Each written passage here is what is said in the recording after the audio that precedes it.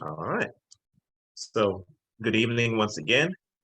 My name is J. Nathan Bland. I'm the diplomat in residence for the Central South region, and we are doing this info session tonight about the facility manager position at the U.S. Department of State, one of our foreign service positions that works worldwide, managing our facilities all over the globe, basically, in over 270 countries. I'm joined tonight by several of my colleagues, and I will let them each introduce themselves. First, let me introduce to you one of our guest speakers, who is Cameron Show. Cameron, are you able to unmute? Yep. Yeah. Hi. So, Cameron, you want to introduce yourself a little bit? Yeah. So I'm Cameron Scow. I'm a foreign service facility manager. I've been with the department for 11 years. I've served tours in Norway, Botswana, Malaysia, most recently in Germany. It's currently 1 a.m. where I'm at in Ankara, Turkey, dealing with some regional issues here. Anyway, excited to be here with you tonight.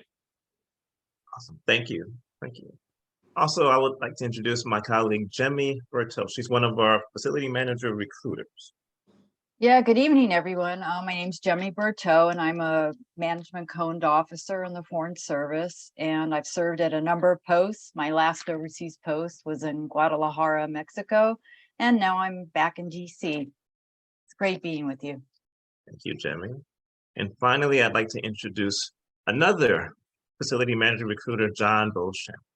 Good evening to the field. How's everyone tonight? I hope well.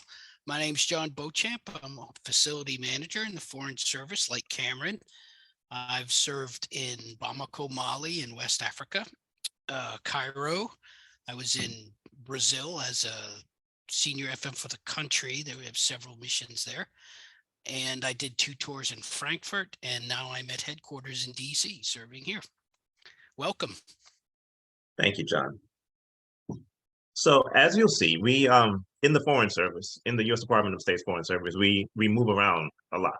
We take our jobs on the road, like literally around the globe, moving around every 2 to 3 years. You've already heard where Cameron has been, and Jemmy and John, and I'll tell you in a bit about where I've been as well. The structure of tonight. So we're going to speak first. I'm going to launch into a quick presentation, a PowerPoint presentation that'll show you just the basics about the U.S. Department of State, about who we are as an institution, what we do, where we do it, how we do it, all that kind of stuff. And then I'm going to narrow down to show you where this position actually fits within our overall structure, where this facility manager position fits in. And then I'm going to turn it over to Cameron so he can explain to you what that position does, what the job is, and then he'll also tell you about the responsibilities of the Foreign Service facility manager position, and he'll tell you about his career path as a facility manager. When he's finished with that, we'll bring up the presentation again so that Jemmy can speak to you about how to apply, should you choose to apply, which we hope you do. And like I said, the vacancy announcement is coming this Wednesday, and it'll say open until May 2nd. So Jemmy will talk about that. Then I'll close us out with the presentation, and then we will go into Q&A. So any questions you have for me, for Cameron, for Jemmy, for John, you'll be able to ask at that point. We've removed the ability for you to unmute right now, but at that point, we'll add it back in. All righty. So with that, I am going to launch into this presentation.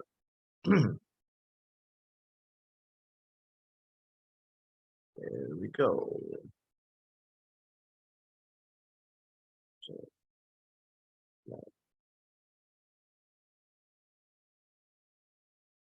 There. Can you see the presentation? Cameron, can you give me a thumbs up if you can see? Cameron, can you give me a thumbs up if you can see the presentation? Yeah, looks good. Perfect. All right. So first, who am I? So I am the diplomat in residence, as I mentioned, which is basically a State Department recruiter. I do recruiting for all of our different positions in the Central South region. I'm a U.S. Foreign Service officer. That's what we call our diplomats. We have Foreign Service officer generalists, and Foreign Service Officer Specialists. All of us are U.S. diplomatic personnel. I've been in the Foreign Service for over 17 years. I've worked in China. I did my first 2-year assignment in China. My second 2-year assignment, I was at the U.S. Embassy to the Vatican. Then I went back to our headquarters in D.C. for about 3 years. Then I was out at the U.S. Embassy to Belize for 3 years. Then our U.S. Embassy in Mexico City for 2.5 years before coming back here to Louisiana. I'm based in New Orleans right now doing the recruiting job. I'm actually from Louisiana myself, but I'm a military brat. My mom and my dad were both in the Army, and I was actually born overseas myself. I was born in Germany. So that background, though, really lent well to this kind of a career, because I knew what it was like early on to have international experience and to be in a public service family, and I knew what it was like to move around, which is all of what we do today. Who we are as an institution. So we are the nation's oldest cabinet agency. Out of all the cabinet agencies, we're the first, like Department of Defense, Department of Treasury, Department of Education, whatever. We're the first. Our mandate, we are to lead U.S. foreign policy and diplomatic engagement. So anything related to foreign policy, international relations, that sort of thing, that flows through us, through the U.S. Department of State. We protect the interests of U.S. citizens abroad. If you look at the bottom of this slide, you'll see our primary mission is to promote peace and stability in areas of vital interest to America and build a freer and more prosperous and secure world. Some of our earliest diplomats include people like Benjamin Franklin and Thomas Jefferson, John Adams. I like to tell people that I leave these 2 photos on this slide to show people what our diplomatic corps looked like for the longest time. People used to say that the State Department was pale, male, and from Yale, basically intimating that it was only white males from the Northeast and from elite institutions. But that's not who we are now. One of our primary goals, especially in recruiting, is to make sure that our diplomatic personnel truly reflects all of the United States of America. And that means recruiting, of course, for ethnic and racial diversity, but it also includes gender diversity, as well as geographic diversity and socioeconomic diversity. One thing our Secretary of State often says is that to understand and improve a diverse world, then we ourselves must also be diverse. And all academic backgrounds are useful in the department. Speaking of the Secretary of State, our current Secretary of State is Secretary Tony Blinken. And the role of the Secretary of State, which is our boss, right? The role of the Secretary of State is basically to be the president's right-hand person on anything related to foreign policy, anything related to international relations, right? So he coordinates foreign policy issues and implements the president's foreign policy vision for the United States. Prior to Secretary Blinken, there was a gentleman named Mike Pompeo, who was Secretary of State. Before him, there was Rex Tillerson. Before Rex Tillerson, there was Secretary of State John Kerry, Secretary of State Hillary Clinton, you may remember, Secretary of State Condoleezza Rice before her, and the person who I came in under was Secretary of State Colin Powell. Where we are. So we are located in over 270 posts in 191 countries. And by posts, I mean both U.S. embassies and U.S. consulates. So we are the ones who staff the U.S. embassies abroad. I already mentioned that we move around every 2 to 3 years from country to country. U.S. embassies, those are going to be our main presence, physical presence in a foreign country, typically located in the capital city of that foreign country. Now, if that country is big enough, and if we need additional presence in that country, for example, say we have our embassy in China in Beijing, China. But China is huge, and there's other important cities around China where we need additional presence. So we open up consulates in those places. Like you can think of those as little embassy branches. So we have a U.S. consulate in Hong Kong, a U.S. consulate in Shanghai, U.S. consulate in Shenyang, a U.S. consulate in Wuhan, Guangzhou. Those make up our embassies and our consulates that make up all of the 276 posts. And as facility managers, you may be working in any one of those types of locations. Our headquarters is in Washington, D.C., in this building here. And we have passport agencies and field offices located throughout the United States. This is the typical chain of command going down to the embassy level. So of course it goes from the United States president down to the Secretary of State, down to the ambassador, which is the head or the chief of the mission, right? So the absolute head of whatever embassy you're located at is called the ambassador or the chief of mission. And then there's the deputy chief of mission right under the ambassador. About 65% to 70% of all of our ambassadors at any given time will be career ambassadors, people who rose through the ranks of the Foreign Service and became an ambassador. The other 30 to 35% will be political appointed ambassadors, so people who knew the president or who donated a lot of money to the president's campaign and became ambassador. The deputy chief of mission, the person right under the ambassador, is almost always going to be a career person. This is what an org chart of a typical embassy looks like. So of course, on top, you'll see the ambassador, known as the chief of mission, the deputy chief of mission. All the way to the right side of this slide, you see other agencies. So other US government agencies who want presence in that country can have office space in the embassy. So like the Department of Defense, USAID, Department of Commerce, DEA, FBI, other three-letter agencies, they're often at US embassies with the State Department. All of the other sections from left to right are State Department sections, and they each do different things. I'm going to focus on the one all the way on the left, which is the management section. The management section is responsible for the internal operations of the embassy, trying to make sure that the platform is running well, that everything inside is operating efficiently. You can think of the head of the management section as being the chief operating officer of that embassy. The management officer will oversee the sections like human resources section, financial management, logistics, facility management, information systems like the IT section, and our health unit as well. So this is the section where that position, the facility manager position, falls under. It'll fall under the management section. All right. And with that, I brought it from broad base of who we are all the way down to where this position is. With that, I'm going to turn it over to Cameron to speak to you more about what a facility manager is. Okay.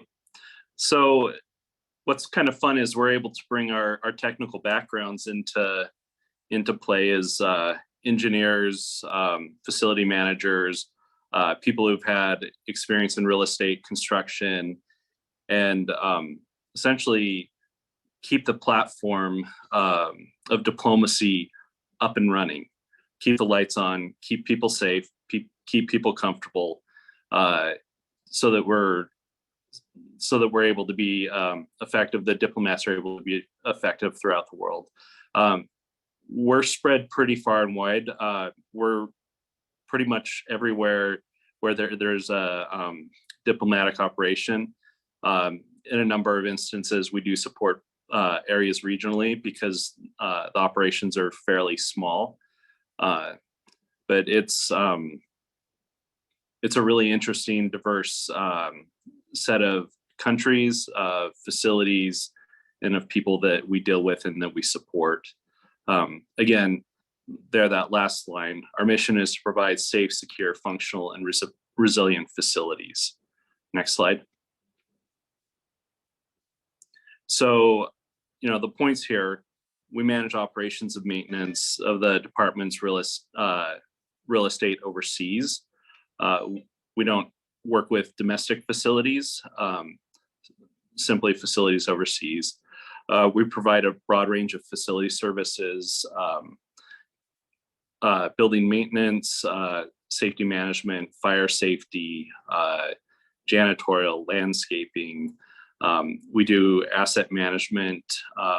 We coordinate with our real estate colleagues on real property sales and purchases in the country where we're assigned.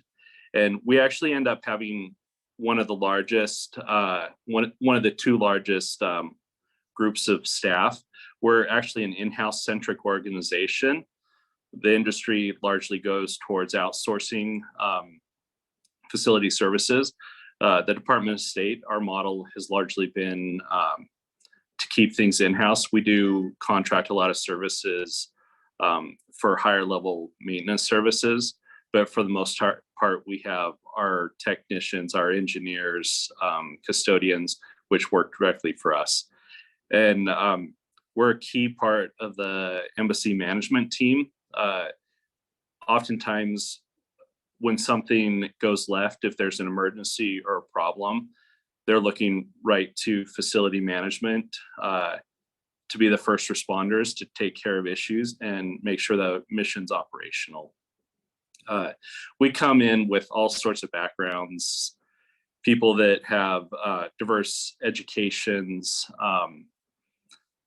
who've somehow stumbled into the field of building operations, gotten some experience, and then come over and join us. We have other people who, like me, I have an undergraduate in facility management and I'm a facility manager. So that's been my whole career path. Engineers, architects. So we really have a wide variety of people coming into this career field. You know, as far as like the specific education requirements, you can go on to the careers@state.gov/OBO to find out about what the educational requirements are.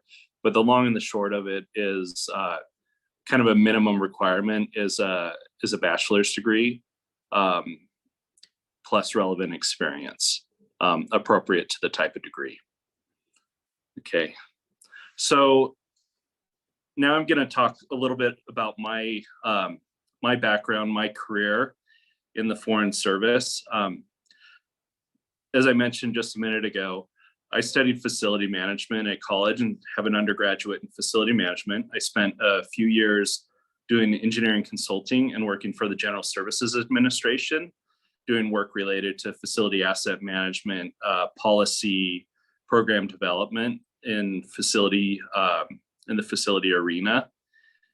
Could never kind of shake, came across the job advertisement for this Foreign Service facility manager and was just fascinated by it. Put in the application, took a little while, got in, took this job, and it's been wonderful. And I'll run through for a few minutes just my kind of a chronological post by post rundown of what I do and what my experiences have been to give you a flavor of the types of work we do and the breadth and the variety of situations we encounter. First tour, I was assigned to Oslo, Norway. At the time, we had an older embassy with a new embassy under construction. We had this gigantic 30,000 square foot ambassador's residence, which was culturally significant and a beautiful property. As you can guess, in Norway, one of the big issues you deal with is snow during the winter. You know, so it was always interesting figuring out the different cultural issues related to snow removal, what type of sand, what type of salt you couldn't use, working with your staff to have a standard that was safe and appropriate for the embassy was always a challenge. Putting together projects to install heated driveways to reduce our operational costs and increase the safety at our facilities. Spent a lot of time in that tour on this cultural heritage ambassador's residence, putting together projects like historic bathroom renovations, window restoration projects. So also what was interesting about this tour was I spent a lot of time working with a small team. I had 8 staff, and with the new embassy coming online, I implemented some staffing changes and brought on board an engineer, a couple of electricians, HVAC technicians to manage a LEED gold property that was coming online. What was fun about working with that team there and the staff was I really viewed that staff, the relationship, as a friend-colleague sort of relationship. I was young enough, junior enough. I was on my team. I was the youngest person there, and yet I was still the boss. So it was kind of interesting. So I deferred a lot to my local staff. They're highly capable, highly competent in what they did. And it was a really neat, wonderful experience working there. For the family, I have 4 kids. So our 4th kid was born in Norway, which is cool. One of the real great memories there was sending our preschool age kids to Barna Park, which is an outdoor preschool. So come rain or shine, 10 degrees Fahrenheit, they were outside 4, 5, 6 hours a day playing in the snow, being very Norwegian. And that was just a really wonderful experience there. So moving on to my second tour, Botswana, Gaborone, Botswana, in Southern Africa, bordering on South Africa, was a very different experience from Norway, where in Norway I had 6, 7, 8 staff. In Botswana, I had closer to 40 staff in all trades. And we dealt with a huge variety of issues. Oh, well, we were in a really, really severe drought when I arrived there. The dam around the city had failed. The water pipelines coming into the city were poorly built. And so we regularly lost water to the city. And so we had to put in place programs and systems to buffer ourselves from those water losses. So we spent a lot of time installing water storage tanks at residences, water filtration systems, doing water testing to make sure people were safe.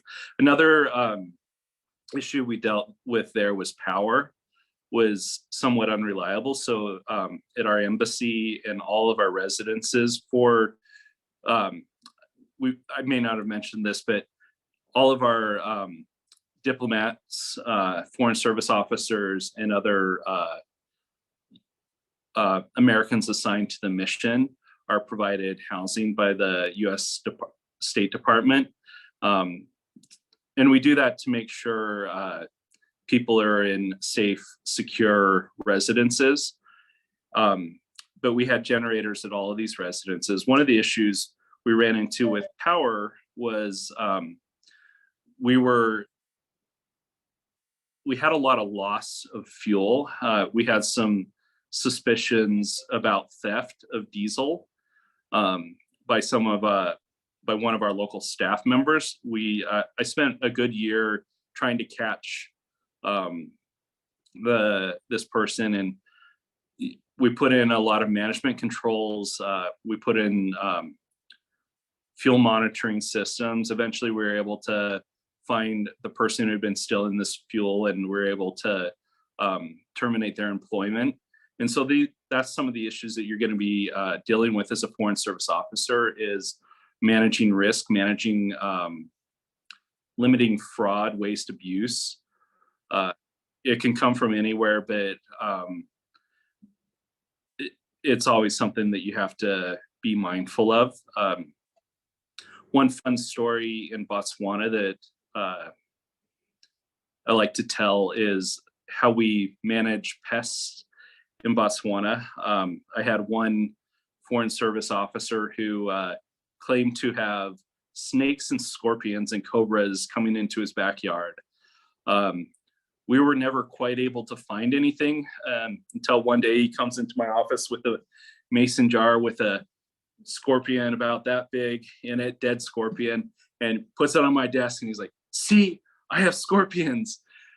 So it sent us through the whole process of implementing the principles of what we call integrated pest management, eliminating refuge for these pests, clearing out dead debris adjacent to the house, and creating an environment where it wasn't good for pests to live. Also, while not using pesticides. Another story there with pests is we got these big termite hills in Botswana, and we had one growing at our embassy compound. And so I asked my local staff to go over and treat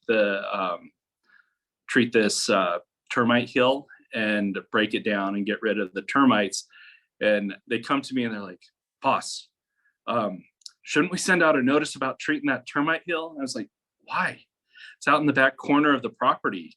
Why should I worry about it?" They're like, "Well, aren't you worried about people eating the dirt?" I'm like, what? So it turns out one of the things in Botswana that's a common thing for women there is after lunch, they'll go break off a piece of these termite hills. And for whatever reason, that dirt is a little bit sweet and they think it helps the digestive tract. And so they'll go and eat this dirt. And, you know, for obvious reasons, if I were to treat that termite hill, it'd be terrible for the people eating the dirt. And so I send out a management notice. Of course, the local staff are grateful. The Americans make fun of me for a couple of weeks, but a really, really interesting, great experience. It was a wonderful experience working with the local staff there. It was very much, they called me the big boss. Hey, big boss. And really wonderful, friendly group of people. They're looking for you to be an advisor to them, to help them often give advice on making important life decisions. And Botswana was a really wonderful experience for work, for life. We got ourselves a 4-wheel drive vehicle and did a lot of camping there in Botswana. Did a lot of touring, saw a lot of lions, tigers, well, I guess not tigers and bears, but lions and elephants and giraffes and rhinoceroses from the window of our cars. We traveled throughout the country, and that was really a wonderful experience. Another posting, Malaysia, mega city, Kuala Lumpur. We had an older embassy there, and our residences were in high-rise buildings.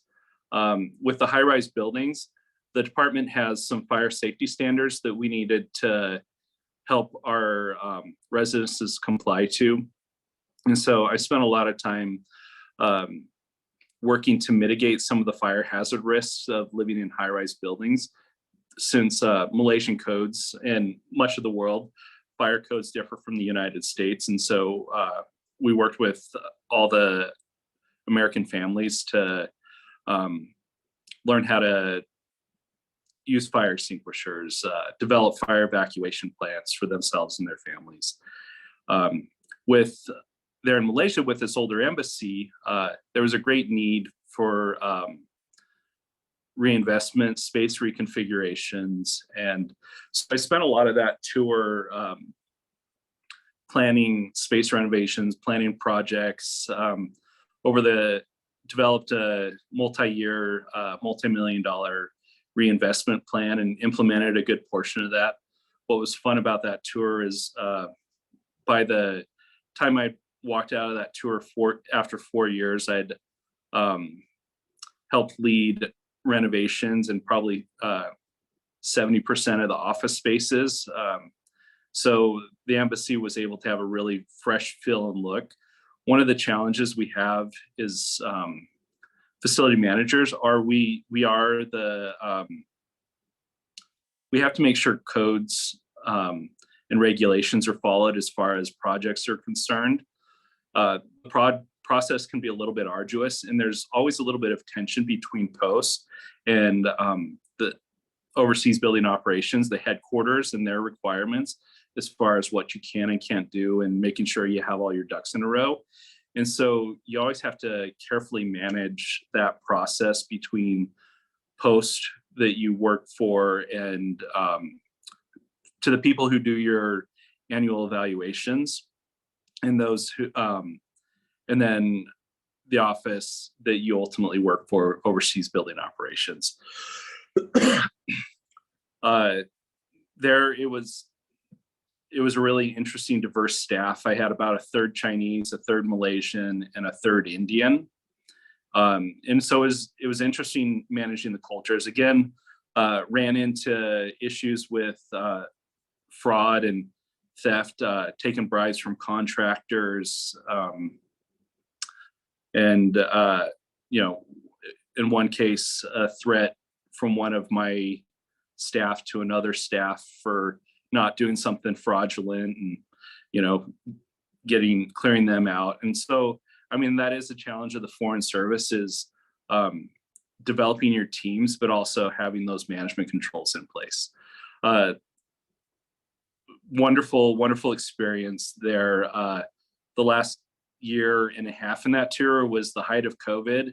Like everywhere, it was pretty rough. It was pretty locked down. We left for a time at the start of COVID and came back, and our family got to spend 2 weeks in a government quarantine facility, which was a hotel, but locked in 3 rooms with 6 people for 14 days. Was a little bit of a challenging experience, but we got through it. And I don't know if we have good memories from it, but we have memories from it. But that's one of the things you do in the Foreign Service as part of the job. It's you just roll with the punches. So my last last assignment, Frankfurt, Germany, I've been in a regional support center as a regional FM. It's wonderful experience supporting maintenance programs and whatnot. And just as a highlight of the diversity of this job, last week I was in Rome. This week I'm in Ankara, Turkey. I've been to a number of other countries, working with important, serious issues.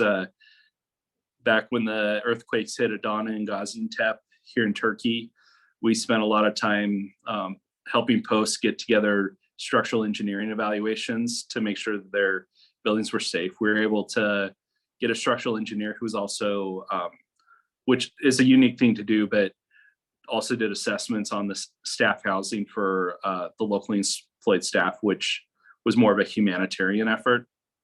And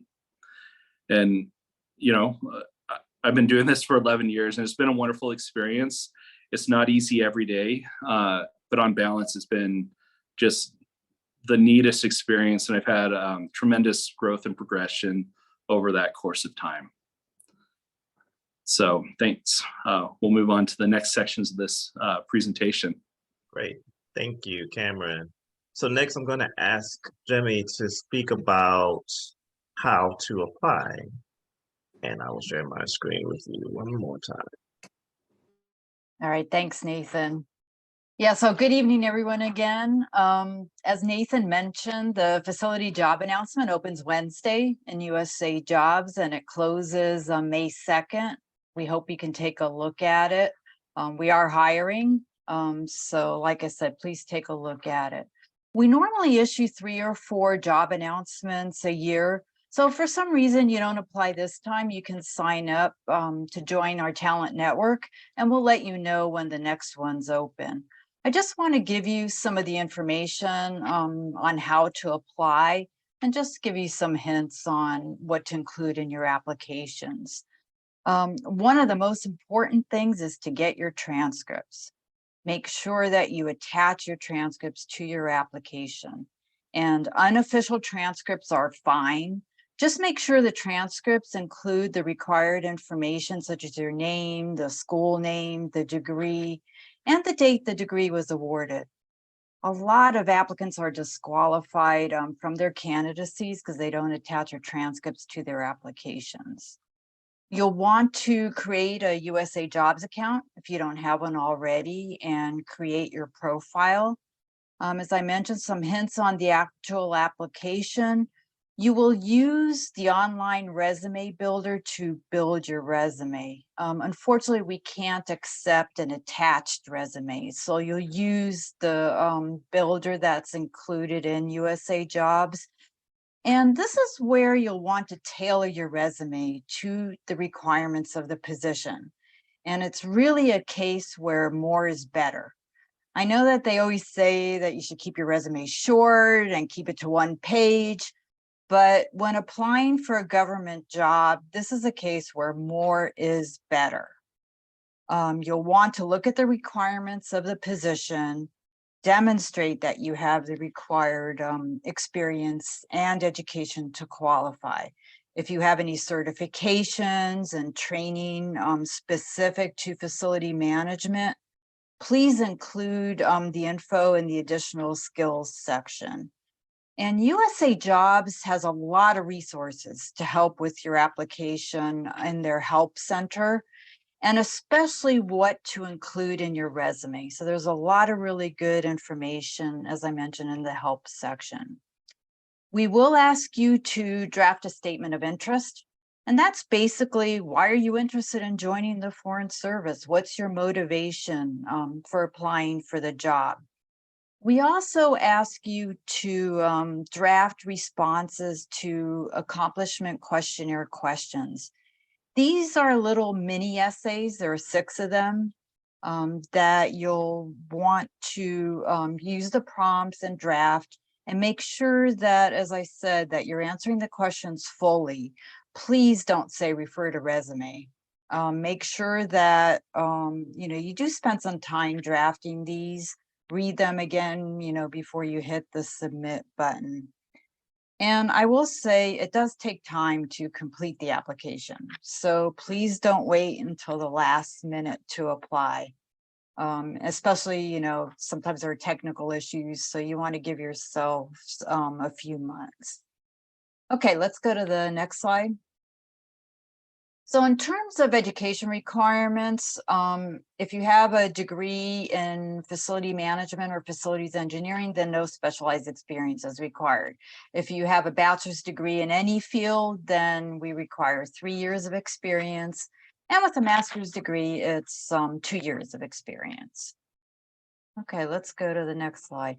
So as part of the application, the requirement is to have specialized experience in these 6 areas.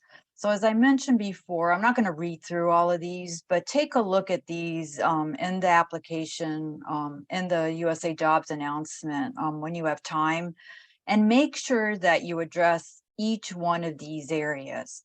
Because the human resources specialist that will review your application will make sure that you have the degree and you meet, the education requirements. And then secondly, the HR specialist will go through and make sure that you have experience in each of these 6 areas. And so that's, it's really important to make sure you address all of these areas. And I'm happy to take questions after we finish the presentation part of this. So please post them in the chat, and then we'll get you off mute later on. Thank you. Thank you, Jamie. So I'll wrap up the presentation by speaking a little bit about some of the benefits that we receive. We often say that with our careers, we can impact the world, but also impact your world. One thing that we like to speak about is that our careers, due to the nature of them, they're right at that intersection of adventure and stability.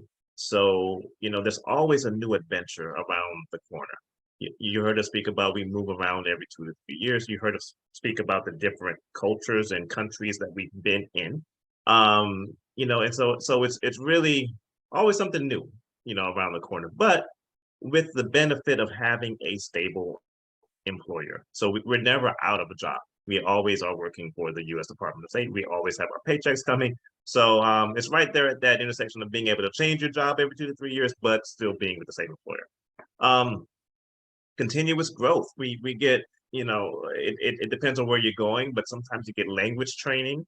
for the countries that you're going up off to. For example, if you're going to say Mexico City, and you need to speak with your staff who may not speak that much English, then the State Department will pay for you to go and learn Spanish before you head out to Mexico City. So we get paid to go sit in a class for 6 to 7 months to learn the language, to better ourselves. You know, that's something that no one can take away from you. And so that's one really neat thing about our jobs. Also, we get leadership training and professional training. Continuous growth is a part of our career path. When we're assigned overseas, as Cameron mentioned earlier, we get government provided housing, and nice housing. So the U.S. government wants to make sure that we have safe and decent housing spaces in whatever countries we go to, and that's totally paid for. So while you're overseas, that's one less bill you have to worry about, is your mortgage or your rent or whatever. That is taken care of, and all of your utilities, of course, is taken care of while you're overseas. Your children, we get paid education for our kids from grades K through 12. They get to go to some of the nicest international schools around. So, for example, when I was in Mexico City, my two kids went to we had a choice out of the American school or another one called Greenwood, I believe. But these are schools where the tuition is like $20,000 a year per child, but that's covered by the U.S. government. So you get great schools for your children at some of the nicest international schools around. We have student loan repayment programs. If you still have student loans, we have the SLRP, the Student Loan Repayment Program, which can pay back up to $10,000 per year for up to, like, I think 6 years total, depending on where you're assigned to. We also have location-dependent allowances. So depending on what country you're in, like if you're in Germany, you're probably not going to get hardship pay. However, if you were in China, like I was from my first assignment, then you can I got 30% hardship pay. That meant that 30% of my salary was added on top of my salary. If you're in a dangerous place, you might get danger pay. If you are, though, like in Western Europe, in Germany or London, then you also get COLA, cost of living allowances, because it's expensive to live in those locations, right? So we get different kinds of hardship, danger, cost of living allowances depending on where you go. We also get a pension. So with 20 years of service and at least 50 years of age, you can retire from the State Department with your full pension. So it's like 34% of your salary at a base, plus an additional 1% for every year over 20 years that you've served. We also have a thrift savings plan, which is like a 401k for those who don't know. It's the government's version of that. And we have, of course, our government our health insurance policies that will stay with you if you retire fully at age 50 with at least 20 years of service. And we get holidays and leave, of course. So not only the holidays that we all get from federal holidays in the United States, which is about 11 now, wherever you go, whatever country you're assigned to, you get their national holidays as well. So we usually get around 20 to 22 national holidays a year, taking ours and that other countries, without touching your leave, your sick leave and your accrued annual leave and all of that. That's not even talking about that. We get all of these holidays and such. So that's some of our benefits, besides the obvious benefit of being able to explore and have just an awesome life, or lives, like I think of. I imagine my life as a series of lives. Like, for example, I had a Chinese life at one point where I was speaking Chinese every day. I was surrounded by Chinese people. I was eating Chinese food. I had a whole Chinese life for 2 years. And then I had a whole Italian life for 2 years where I was eating pasta and pizza every day, speaking Italian, seeing the Coliseum every morning on my way to work. I had that life. Then I had a whole Mexican life for 2.5 years where I'm speaking Spanish now, and you get the point. We have lives. That's the way I like to think of it. So that's the end of the slideshow. If you have specific questions after this, you see that email address FM stands for Facility Manager. fmrecruiting@state.gov is where you can direct your questions. Of course, our website is careers.state.gov. Loads of information there. And I will bring down this slideshow. And now we will open it up for questions. I see we already have some in the chat box. And let's start by going through some of those. If you have a question that you want to ask verbally, please do raise your hand like Serge did. And I will call on you. Hold on one second. All right, let me first go to some of the questions again. We've answered some of them. The position does need a security clearance. The bachelor's question we answered. Let's see. So Jemmy, for you, a question from Wilmer. I don't think it's been answered. I'm not sure. How long before we receive notification results from the most recent posting deadline, which was on January 24th? Do you know that one? You should have received a notification whether you move to the next stage in the process. So what happens is once you apply, if you meet the minimum qualifications, then there's a qualifications evaluation panel that looks at your application, and they were just completing that process. So if you haven't received anything, you'll get something very soon about that. And then if you do make it through the qualification evaluation panel, then you're invited to the oral assessment. So that would be the next stage. So Thank as you. I said, they were completing that. Thanks. Another question for either you, Jemmy, or John, or Cameron. So Pierre writes, I'm a project manager currently and applied to the previous FM opening at the beginning of this year.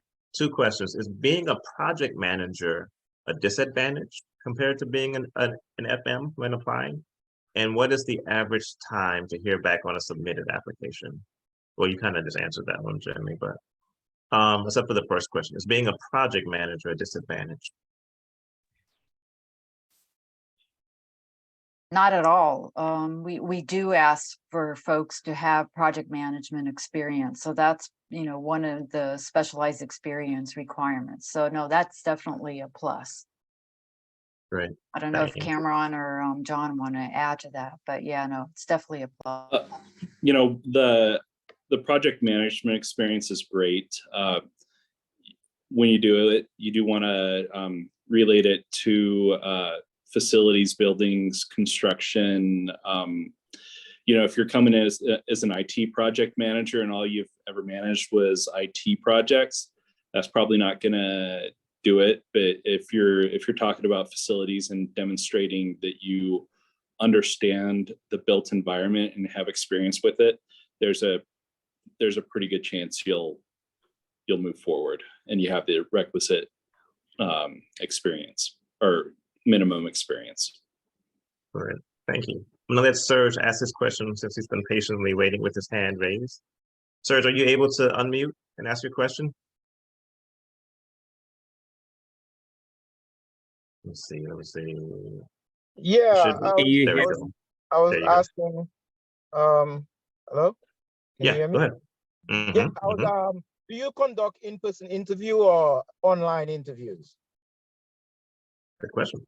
The interviews are virtual, so they're online, so you do not have to travel to DC. That's great. Yeah, new development post-COVID. So what if you actually live in DC? You still have to do it virtually. I hate to say it. Thank you. All right, thanks, Serge. If you can lower your hand, let's that go wasn't to. me. That was someone else. Wait, hold on. What now? No, it wasn't me. It was Jill. Oh, that wasn't you. Oh, Yes. Okay, go ahead, Serge. Yeah. So I have some question about the job, the training. So I applied a few months ago, maybe 6 months ago, back in October.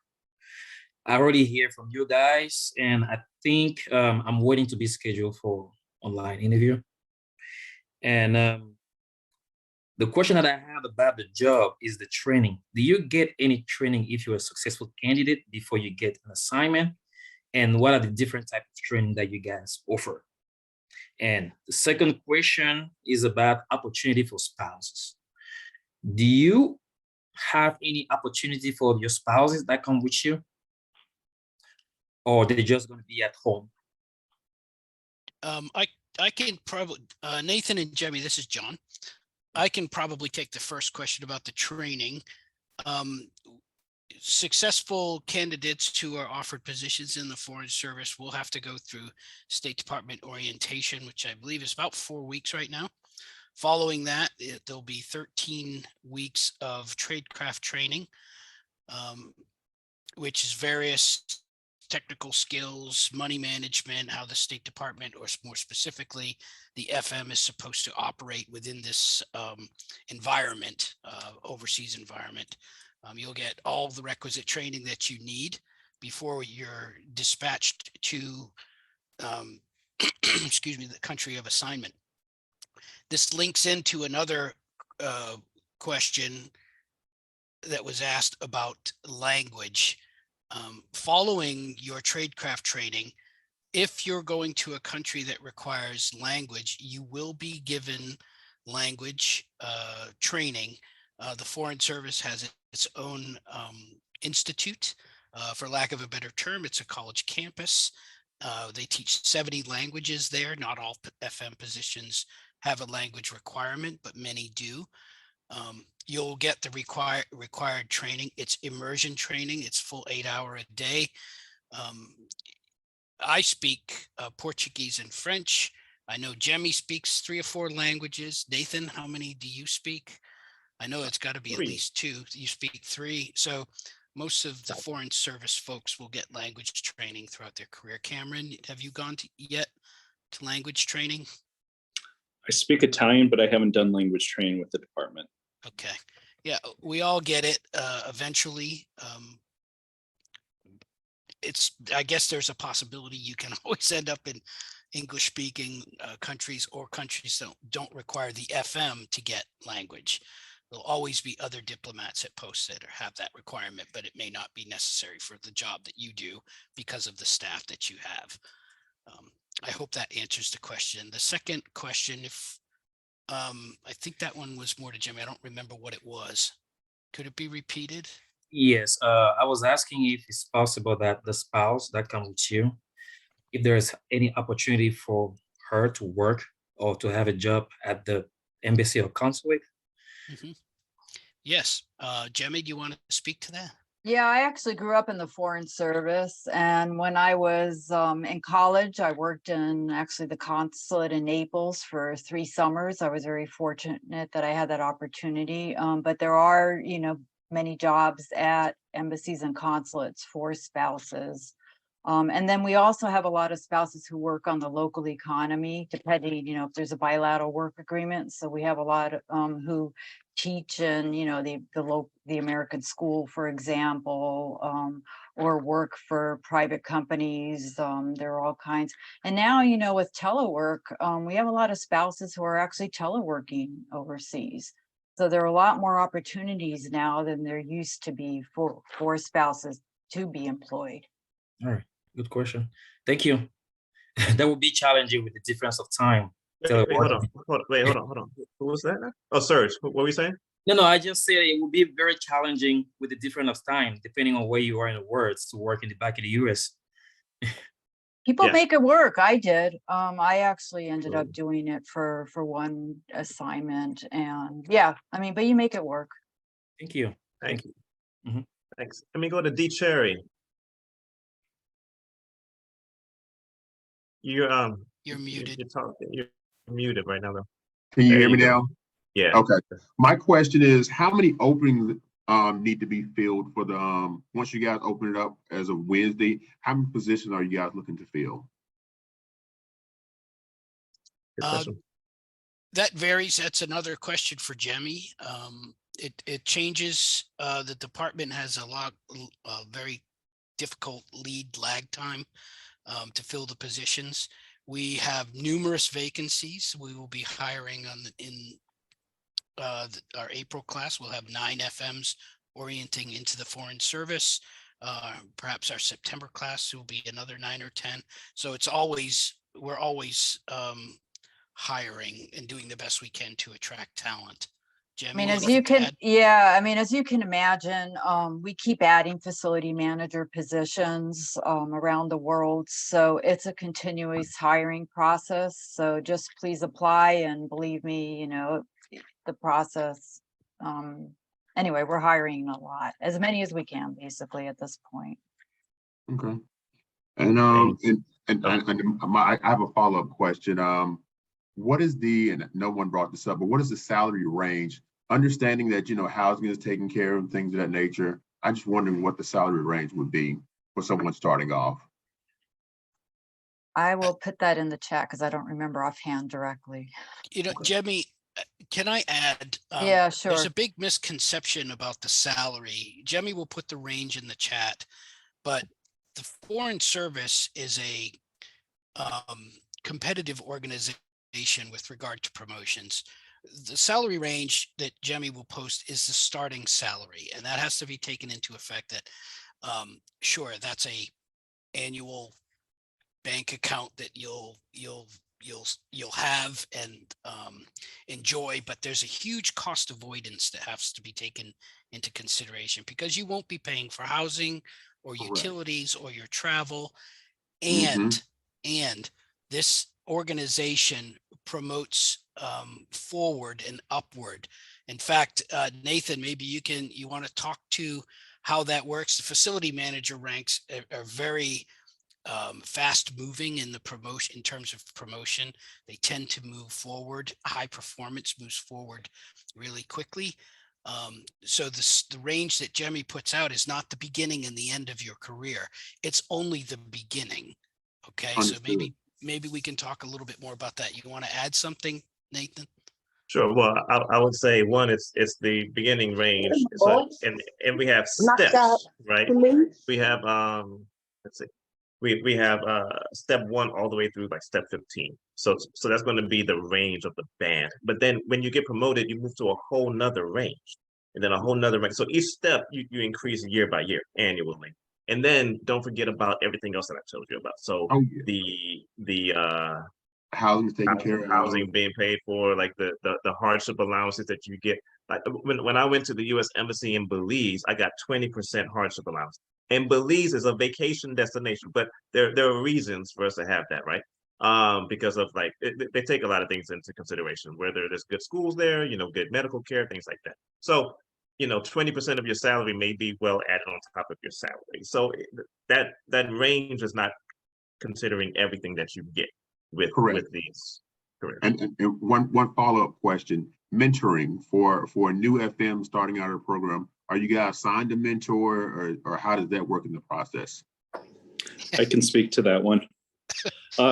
So that's one of the big things of what I do in one of our OBO regional support centers. So we'll have one in each of our geographic bureaus here in the next 4 months. But when you come in, you'll have a direct conduit. You'll have an assigned regional facility manager who will work with you day in and day out to understand the nuances of the organization and how to deal with tough people and tough customers and tough bosses and great bosses, and will really help you through it. And if that's not enough for you, you'll build this really great group of colleagues in your entrance class. John talks about 9-10 people coming in. Those are your career-long peers. And then there's mentors to be had anywhere and everywhere, and we'll happily connect you. Okay. Even when you come to Washington initially, after you get out of orientation, before you go into tradecraft, and all during the time you're in language, if so assigned, you'll have somebody from DC, someone like me, mentoring, answering questions, making myself available to both you and your spouse and family members. If any of those have questions, we do this as a matter of routine. Okay, thank you. Great question. Thank you. Let me throw a question out from the chat box to the group from Alyssa, and then Derlin, I'll be coming your way after this question. Alyssa asked, can you talk about some of the not so great everyday things associated with the job, the lifestyle? And I'll turn it over to Cameron first. I mean, like to me, that whole scorpion thing that he spoke about earlier, that's one of the that's a not so great thing about the lifestyle. So I think my biggest headache is sometimes paperwork. A lot of things are done on a reimbursable basis. So your medical care, if you're going to local doctor appointments, you'll pay that out of pocket initially and then submit to your insurance. That's how the overseas insurance works. So that's always a challenge. Like if you have a kid with special education needs, the department fully supports that, provides a lot of guidance, a lot of assistance, and more importantly, and is needed, a lot of funding required by law. So there's working through those processes. There's, some days you miss home. I think oftentimes parents miss home or America more than the kids do. My kids, my oldest is 16 and she's only done 3 months of kindergarten in the US before we went overseas. So sometimes you do miss home, but overall it's doable. You take it one step at a time, and versus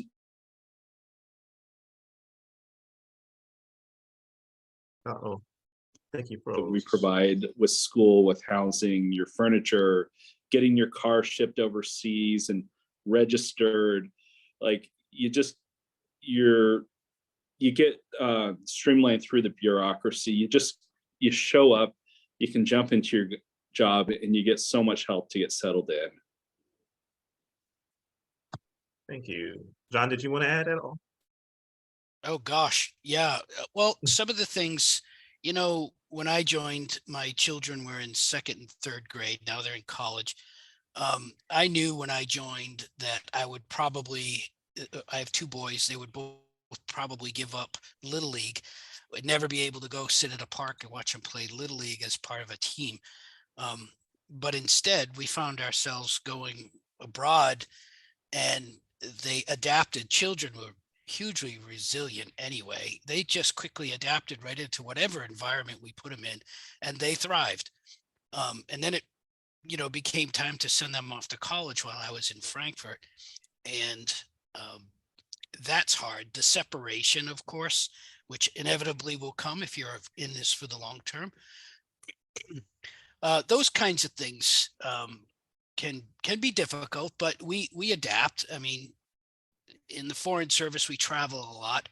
So putting a kid on a plane is not a big deal. They took their first trip together as 13-year-olds. They flew from Charles de Gaulle, had to navigate their way through Charles de Gaulle all the way to an outward bound camping trip in Western North Carolina. So, the nerves were going crazy, but, these kids are different. They grow up with so much more responsibility, and in a lot of ways character, because of the constantly changing environment. And it's sometimes scary to go through that process, but it worked well for my family and many other families that I know. So adding to what Cameron said, you do give up some things, the US lifestyle, but there's so much more to gain by having that life abroad. It's completely worth it. It's the best decision I ever made. Thank you. Let me go to Derlin, please. To answer your question. How are you? 2 questions. So I'm currently a FERS employee. I have 23 years government service now. Do you know how that works into the Foreign Service pension? Am I grandfathered in?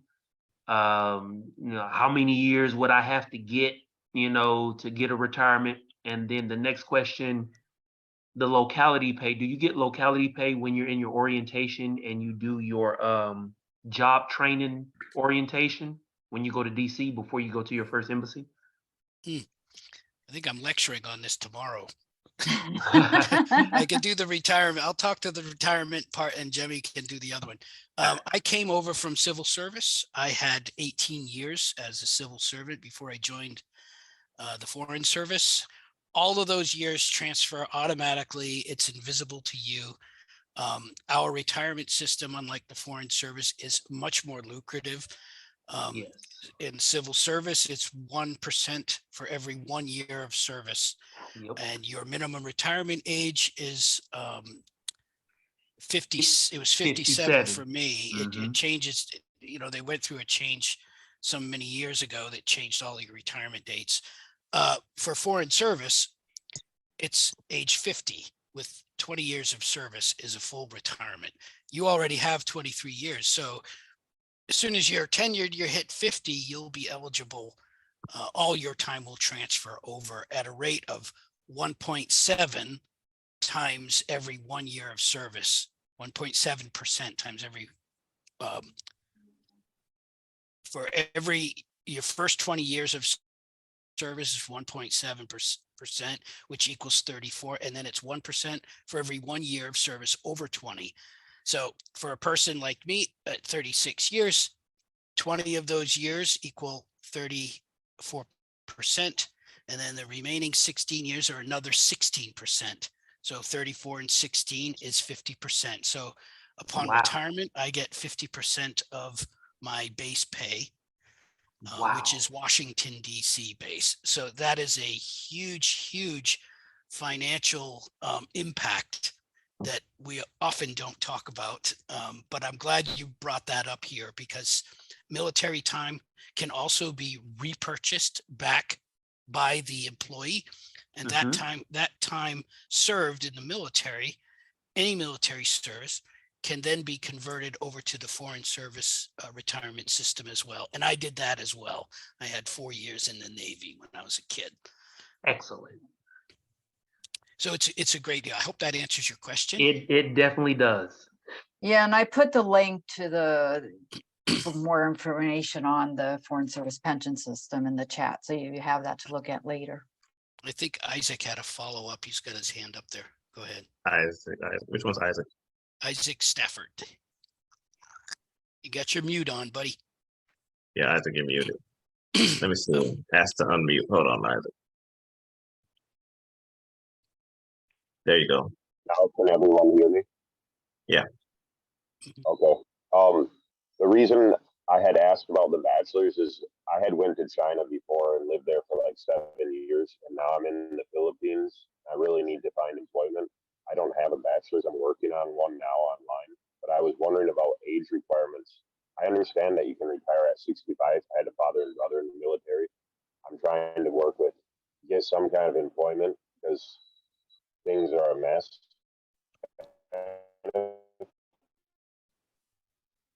But what I'm asking is there age like restrictions other than 50? I really need to get some clarity about that. It's going to So take me age another year at restrictions. least to finish. So you're asking about age I restrictions. need to find housing, so. Yeah, I mean, the age to apply for the Foreign Service is you need to be under 60 when you're appointed, unless you're a veteran. So that would be the only exception. We have a mandatory retirement age of 65, so that's why we have this. But I will say that OBO also hires domestically at our headquarters. And I'll put the link to that site also in the chat, so you can take a look at domestic opportunities also. All require a bachelor's because it's going to be so long before I get it. And I just want to get out of here. I've been overseas for like 10 years. Not necessarily. It depends on, we hire civil service and people on personal services contracts, and some of those don't necessarily require a bachelor's degree. So I'll put the link to that in the chat, and you can also follow our social media, and you can see if there are other opportunities that you might be qualified for. All right. Thank you. I'm going to ask one thank you. question. Thanks, Isaac. I'm going to ask one question from the chat box, and then I'm going to go to the Zoom user whose hand is up. From Alphonse.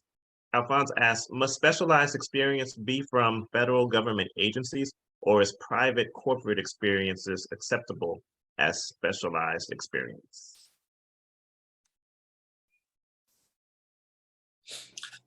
Jimmy, you I want can that answer.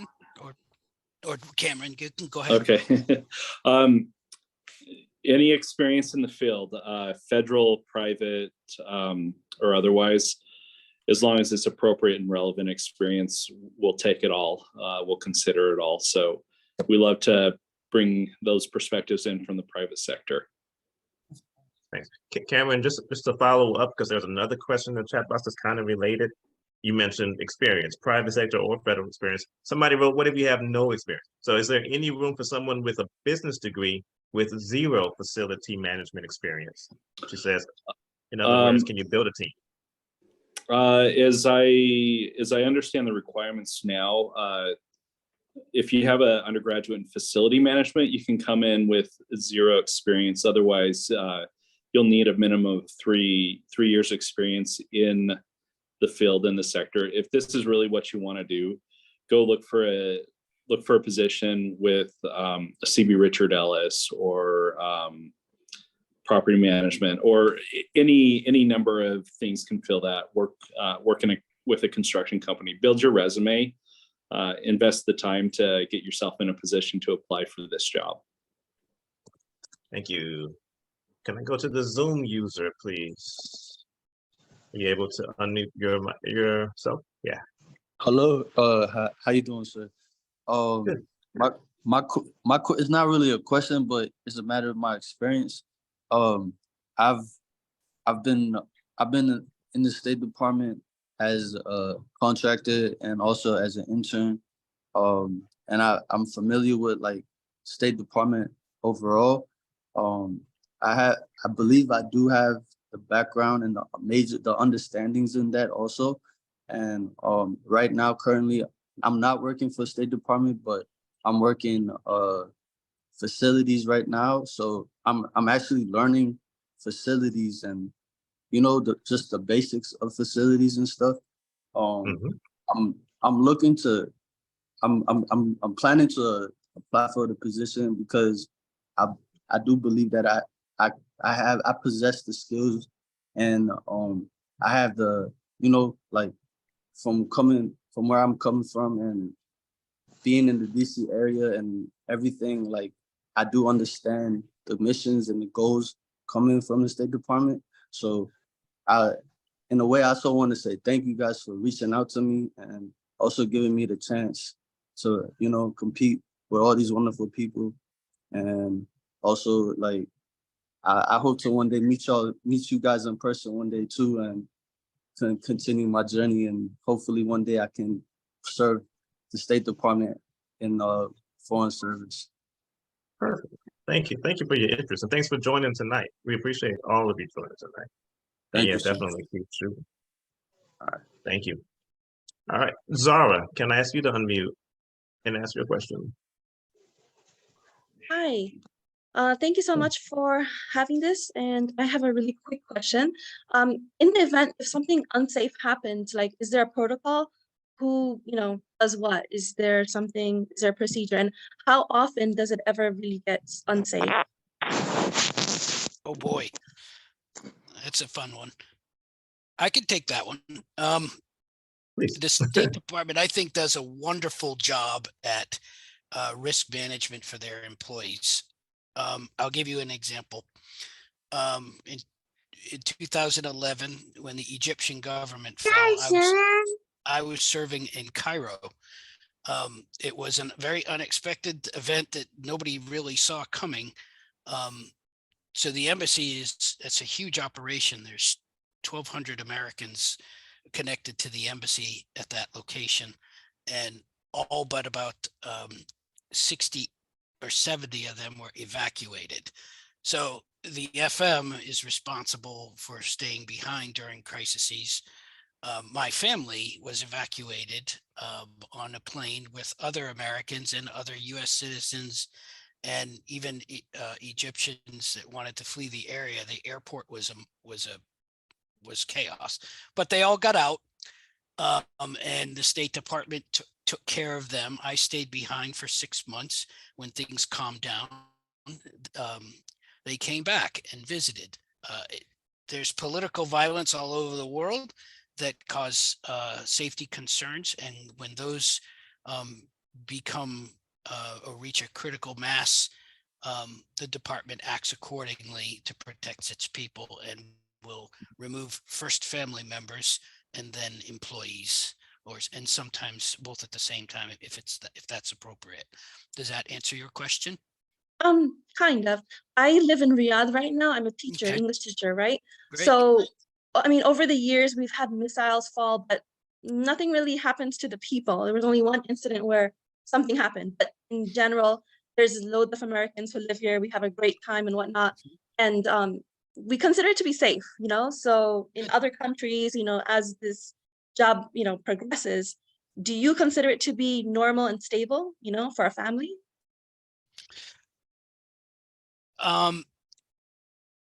Well, it depends on the political situation. If that's what we're talking about, the department uses intelligence to analyze safety as part of its normal day-to-day business as being an overseas entity. So yes, it's the analysis, I'm sure, occurs every single day. And when threats arise or threats occur, they discuss it and then decide what they're going to do as the appropriate course of action. If that means protecting employees by removing them from the post, they'll send them back to Washington or to a safe location when that's appropriate to protect you know, the employees and their families. Does that help? Yeah, it does. Okay, It good. does. So, I mean, overall, in general, it's relatively, you know, a safe job that's gonna last like a very long time, right? Sure. Yeah. Sure. Unless you're in a I guess a politically hot zone, you know, that would be different, right? But in general, most of the embassies, they're generally stable and generally safe. Okay. Right. I would agree with that. Yep. And plus we have, I think John mentioned, we have diplomatic security who's responsible for protecting our people, our facilities, and our information overseas. So yeah, we're taken care of. Yeah. Okay. Thank you. Very well taken care of, I think. Thank you. Thank you, Zara. There were a few questions in the chat box about U.S. citizenship and how that applies to this job. These jobs need a security clearance, so they all need U.S. citizenship. You can apply for the job once you become a U.S. citizen. So even if you're a green card holder today, if you were to become a U.S. citizen tomorrow, then you can immediately apply for the job. There's no waiting period for that at all. But it is for U.S. citizens. Okay. And with that, let me go to Kaval Patel. You actually answered my question just a few minutes ago. Oh, okay. So Okay. I'm currently working at the Department of Energy as a facility manager. I have over 3-year experience. I did my bachelor in mechanical engineer and I have a master's in engineering management. So I have experience in facility manager. So just one point missing is I have currently a green card. I'm a green card holder, and probably over a couple of years I might be get a citizenship here. So my question is, does it any future availability for that? Or do I have to like send you a resume or anything like that? How it works? Do you have to send a resume, you said? Yes, for future availability or anything? Oh, no, you would just wait until a future vacancy announcement comes out. So as Jimmy mentioned earlier, they come out 2 to 3 times a year. Is that right, Jimmy? Yeah, 3 to 4 times a year. 3 And to 4 then, times a yeah, so when you become a US citizen, please, you know, be on the lookout for the next job announcement. Appreciate it. Thank you. Thank you, Kaval. Can I go to John? All right, I think I'm unmuted. Do I have my video there? All right, very nice. Thank you, gentlemen. All right, so I applied back in May 26th of last year was the date of my application, and I got through to the interview and passed the interview, but something about the written part I didn't pass. Of course, you know, they don't give you a lot of clarity on what exactly happened, but the gentleman that I'd been working with had told me to wait for this position to open, but I see it closes right before the actual date that I applied. So is there wiggle room there, or what would I be my would, you know, situation? yeah, so to be safe, because you do have to wait a year before applying, apply to the next one. We'll have one in July. So please sign up for our talent network. I put the link in the chat and we'll let you know when that one opens. Okay. And so just apply then, because we don't want All you to right. apply and then be kicked out and then you have to wait another year to apply. So just be safe since you applied in May. And it was a little bit later in May. So just apply for the one in July. And we don't really change, we don't normally change the vacancy announcement. So you can actually start working on your application again and to have it ready to go for the one in July. All right. Okay, Well, thank you very much. And we look forward to your Yeah. application. Thank you. Yes, thank you. Thank you, John. All right, let me go to Nzuzi, Bengue Alfonso.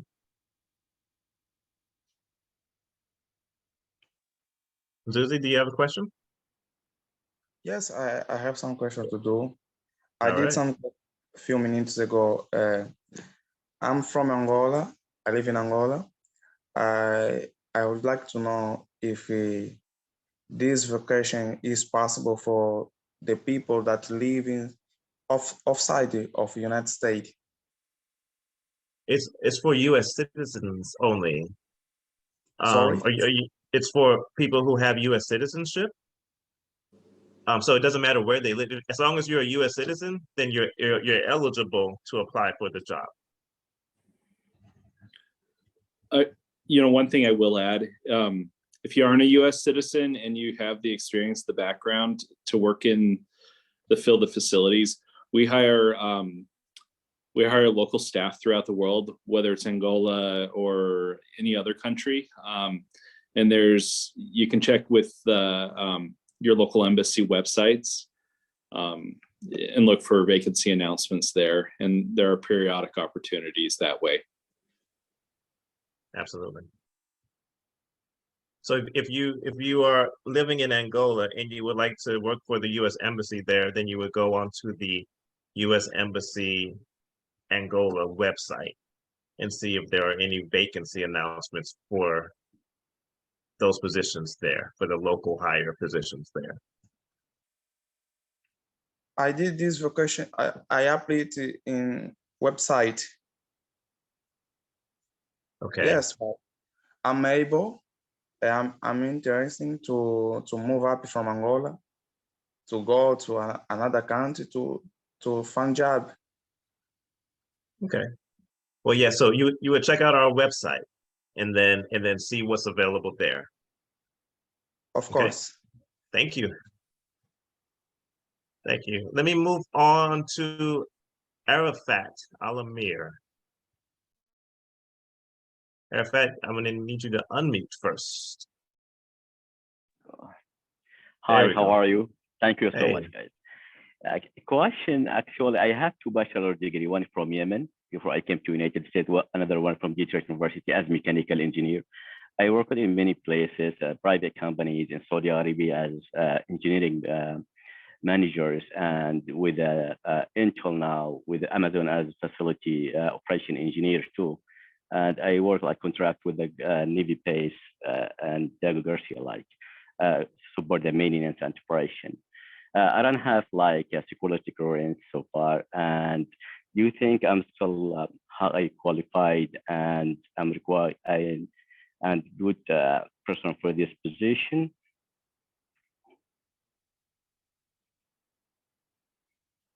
I mean, if you think you meet the qualifications and you're a US citizen and you have the degree, then, you know, if your degree, you'll have to get your papers translated. There's all instructions on the application on what to submit with your application. So you have to assess, you know, take a look at the actual USA Jobs job announcement. And then take a look and see if you feel you qualify, then please do apply. And as I said, please follow the instructions, make sure you include the translations of your degrees and everything, and make sure that you do a good job on your resume, you know, demonstrating your experience. Okay. Great. Thank you, Jimmy. I see we have another question from Serge. Yes, thank you. I'm coming back again. So my question is about the student loan repayment program. I would like to know if it also applies to private loan or it only covers federal loans. That's a good question. Jimmy, do you know that answer for certain? I don't know for certain. I really don't know offhand. Sorry. Yeah, I haven't read it in that much Mine were detail. consolidated, so I don't remember. I know it paid off mine, but they were consolidated, so I don't remember. Okay, thank you. Because I was looking right. at the page for the benefits, and I saw that actually the public service loan forgiveness program is available for 10 years. But on top of that, there is another student loan repayment program, which is based on the location where you work on the rating. That's the one I was talking about. The second one, not the first one. Okay. Okay. Yeah. So those, you only get those when you are at those location, and then the list change all the time, because here now I see 7 country listed, but I don't know if in the future you have like you update with different other countries. I see one of my colleagues just put a link in the chat box about the student loan repayment program, which I'm sure you might be looking at similar links as well. But yeah, so it does change based on the hardship of the post too, and what certain positions that you're doing. But I remember when I did it, if you were at a 20% or higher hardship post, then you got it for each of the years that you were at that post. So for example, when I was in Belize, since Belize was 20%, and I was there 3.5 years, so I got like 4 years of student loan repayment program just by being there. Yeah, but I would recommend you check out those links. I'm an example of that it works. I am student loan free as of like 6 years ago, so it works. All right. Let me go to SB Tubergen. Hey, good morning. Well, good morning for me. I'm in Okinawa. Yeah, I had a weird question. I applied via other than USA Jobs. I clicked the link. It was for the facilities management. I went through the whole thing. It was a little different because I've done the USA Jobs application process before. It said I got selected to go if an interview was warranted. What's generally the timeline, or should I reapply for the USA Jobs one? It's a little different. So you applied for the Foreign Service Facility Manager or the contract job? Sorry. It said GS13, and it was from this. It's the same email address that led me to this meeting. Oh, okay. So that was a we also hire overseas facility managers on personal services contracts. So that is different. So you can apply for both. Okay. So that they're one, totally two different. I mean, what the overseas facility manager one is for people on contract, and you go on temporary duty to posts overseas. So it's to help fill in where we have vacancies, but it's not the career position. So the career position is this one. So you'll want to apply for both. So if you're interested, you know, and working with the Department of State, I would say apply for both of them. Well, that one already closed, I believe. So you already applied for that one, but apply for this one too. Okay, I appreciate it. Thank you very much. Yeah, thank you. Jemmy, can I add to that? Yeah.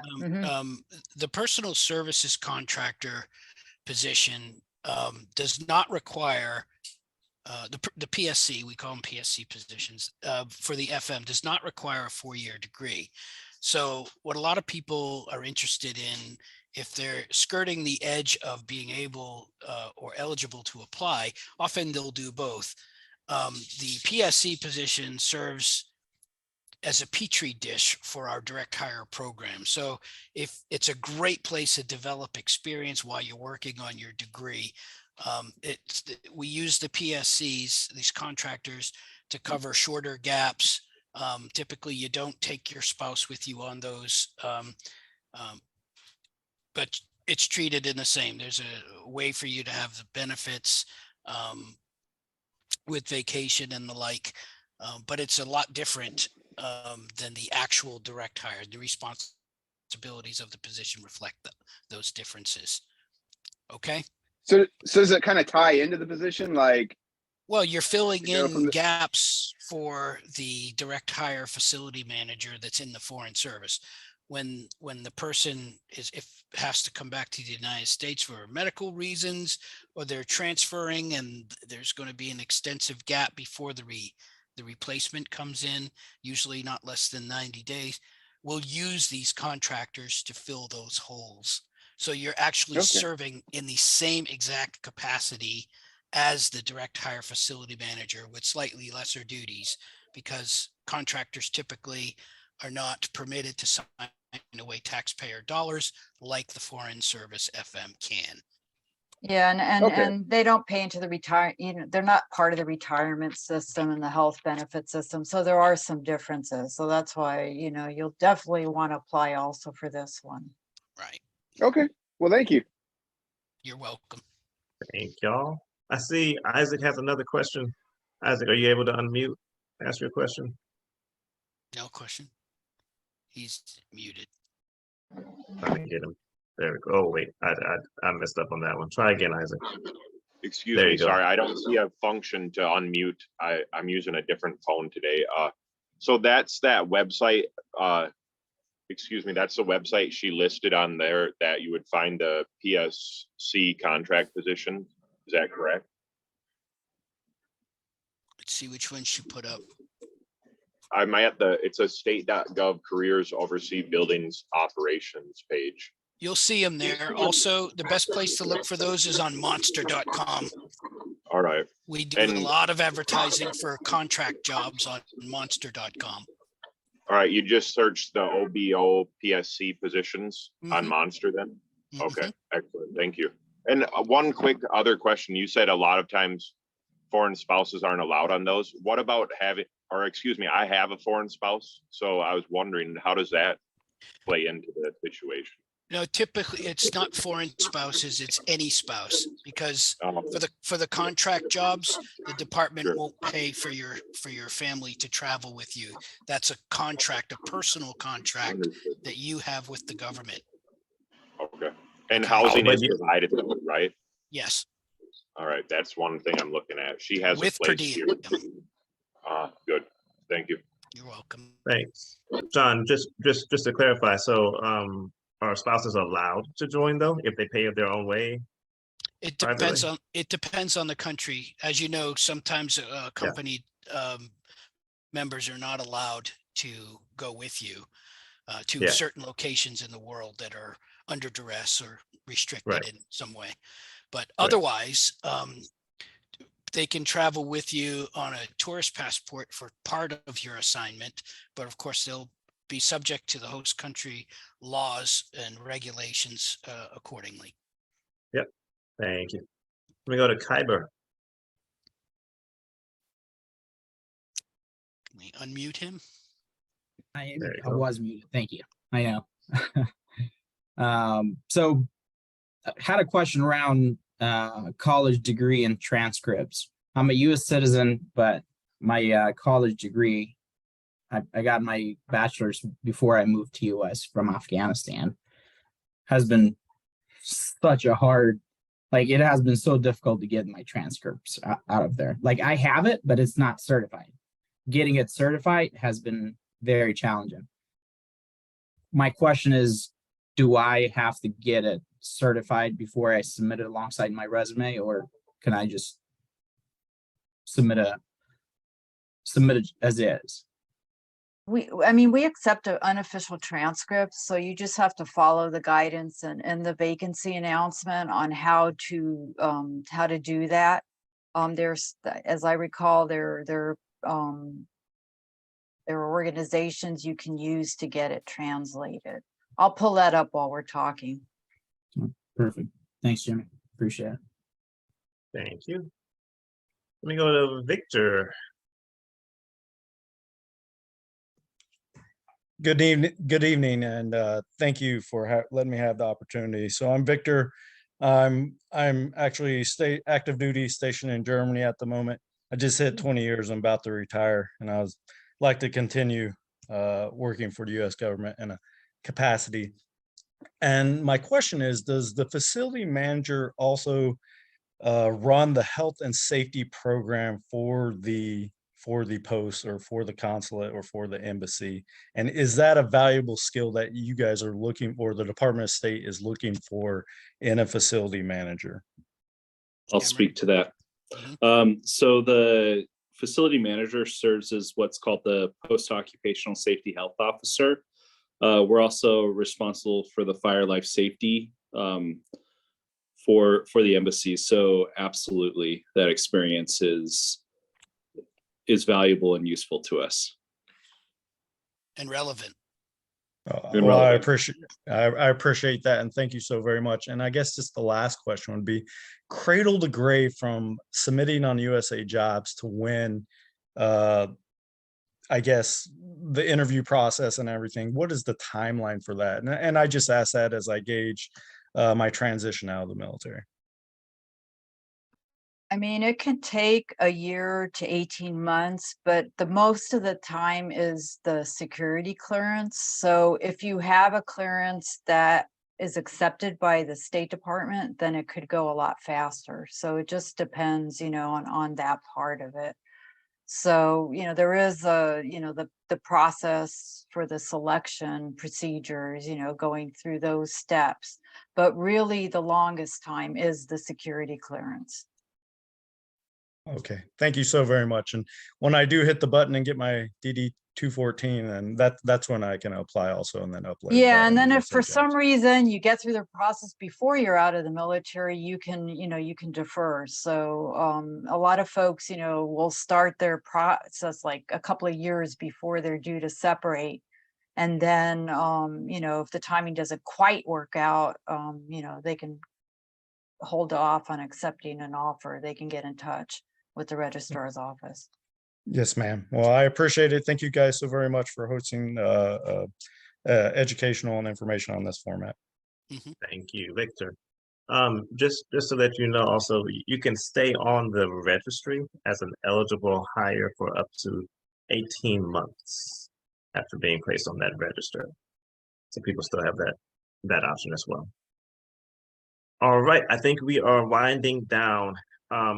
I believe we tried to tackle most of the questions, if not all, in the chat box. Are there any final thoughts from the panel? Cameron, Don, Jimmy? I'd like to just answer to Dell's question. It's been up there for a bit. She's a government employee, it looks like, and the question is there any flexibility to match the FM salary from other government agencies for someone who has a salary of about $120,000 a year? The answer to that is probably yes. My salary was moved over from the U.S. Information Agency into the proper tier, so I didn't lose anything. We didn't go backwards, we went forward. So I ended up at the top end of the spectrum when I came in because the government honored my existing government salary and didn't pay me less. In fact, they paid me one grade more. And I assume that is a standard procedure within human resources for people who hold existing government positions when they onboard. I hope that helps. Good. Thank you. Cameron, any thoughts from you? Any questions that we may have missed? No, I mean, it's been a pleasure to talk with you this evening. I guess one of the last questions on there, does your salary go up on an annual basis? Generally, you get a step increase, with on an annual basis. Once you get to the top end of the range, you can cap out, or it moves to every 2 years when you're at the higher end of the range. But so far for 11 years, I've gone up every year. So it's worked out pretty well for me. Yeah, and we also received the general salary increases that are, given to federal employees. So that applies to us also. Plus the awards program. Yes.